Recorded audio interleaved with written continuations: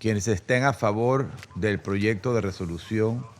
que figura en el documento S/2025/527, sírvanse levantar la mano.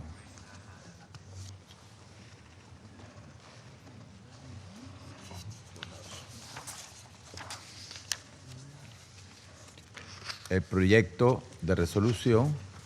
queda aprobado por unanimidad como resolución 2790 de 2025。大家好，我是徐德志。在8月28号，联合国安理会投票通过了延长联合国驻黎巴嫩临时部队任务的决议，但是决议也明确指出，联黎部队将在2026年的12月31号结束任务，在1年内撤离黎巴嫩。联黎部队是世界上规模最大、持续时间最长的维和特派团之一。该部队于1978年3月根据联合国安理会第425号和426号决议成立，其任务是确认以色列从黎巴嫩南部撤军，恢复和平与安全，并协助黎巴嫩政府重新控制该地区。2006年的战争后，联黎部队人数从2000人增加到了15000人，其任务范围扩大到了解除黎巴嫩所有非国家实体的武装。到目前为止，以色列和黎巴嫩并没有国际公认的国界线，仅有所谓的蓝线，因此联黎部队的部署从一定程度上稳定了黎巴嫩南部的局势。不过，以色列政府在2024年与真主党冲突升级之后，多次抨击联黎部队未能有效地执行其任务，解除真主党的武装，并成为了真主党的人盾，要求联黎部队撤离。而黎巴嫩南部的居民也对联黎部队未能阻止以色列在黎巴嫩南部的军事行动感到失望。过去这一段时间，以色列方面释放消息，强烈要求结束联黎部队的任务，施压各方不再延长其授权。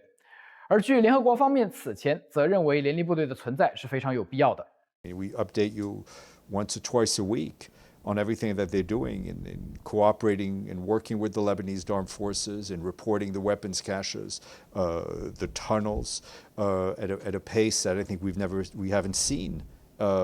before, and supporting the LAF in terms of capacity building, even if they continue to face risks, whether it's from crossfire or whether from, as I saw, obstructions from civilians in certain parts of their area of responsibility. But in the end, the decision will be left to the wise members of the Security Council. But there's a strong preference of the Secretary General to extend the mandate. I Would think that be correct? if you concluded that from what I've just spent the last few minutes talking, you would be correct. 而安理会就是否延长联黎部队授权，是否结束联黎部队任务，展开了密集的磋商。据我们的了解，此次的投票原本计划是在8月25号进行，然而美国强烈要求明确将结束联黎部队任务写入决议，而法国等起草的决议草案中，则是要求联合国秘书长进行报告后决定如何缩减联黎部队的规模。各方差距太大，因此投票被迫延后到了28号。其实，安理会能够通过这一份决议结束联黎部队的任务，除了刚才所提到的美国和以色列等国的坚持以外，与当前以色列和黎巴嫩的局势也有关系。首先，以色列和黎巴嫩在2024年11月签订了停火协议，在真主党的实力遭到以色列的打击的情况下，以色列北部的安全状况已经有了较大的改善。其次，黎巴嫩政府近期宣布将会解除真主党武装，而以色列对此的回应是将逐步减少在黎巴嫩的军事存在，地区的紧张局势看上去有所缓和。而此外呢，这一决议也给了联黎部队1年多的时间来继续其任务，并在此基础上再给予1年时间进行撤离，具有可行性。实际上，在安理会通过决议的会上，多国代表也强调，结束联黎部队的任务并不意味着放弃安理会此前所通过的包括1701号在内的相关决议的有效性，强调以色列必须尊重黎巴嫩的主权和领土完整。